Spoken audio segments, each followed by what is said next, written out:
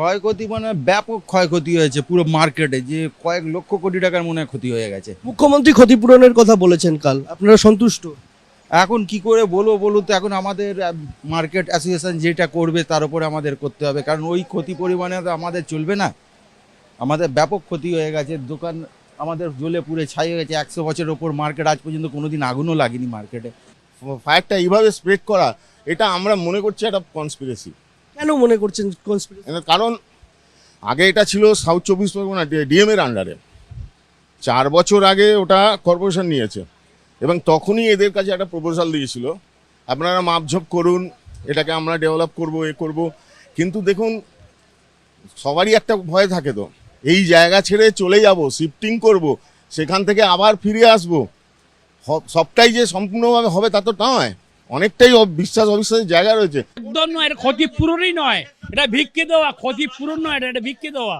ভিক্ষে আমরা দিতে যাই না, আমরা চাই প্রপার আমাদের যে খেতে পাই, ছেলে মেয়েদের মানুষ করতে পারি, তার ব্যবস্থা। আমাদের এত বড় একটা সম্পত্তি, এত বড় জিনিস একটা আমাদের পূর্বপুরুষ থেকে হয়ে আসছে, সেই পূর্বপুরুষ থেকে আমরা কিভাবে বাঁচবো, শেষ করিল। রীতিমতো ভালোভাবে অকুপাই করতে পারি, কোনো রকম যেন মল না হয়। আর যদি মল করা হয় আমরা এখানে জীবন দিয়ে দেবো, কিন্তু আমরা কিছুতেই ছেড়ে দেবো না, জমি ছাড়বো না। কেন আপনারা কোথা থেকে এই আশঙ্কাটা আসছে আপনাদের মনে? মমতা ব্যানার্জি এই বাজার সিপিএম তুলে নিয়ে যাবে, আপনার নেচার পার্কে তুলে নিয়ে যাওয়ার কথা ছিল, উনি আন্দোলন করে ঠেকিয়েছিলেন। আজকে উনি এখান থেকে জবরদস্তি তুলে দিচ্ছেন আমাদের, এটা অন্যায়, তাছাড়া আর কিচ্ছু না। কালকে যে দিদি বলে গেলেন যে আমরা শিফটিং করে তোমাদের একটা ব্যবস্থা করে দেবো, এটা কি প্রি প্ল্যান ছিল আগে থেকে যে শিফটিং করাবো, তারপর এটা পরিষ্কার করব, এর পজিশন দেবো? কোথায় করাবে, আমাদের জায়গাটা কোথায় আছে?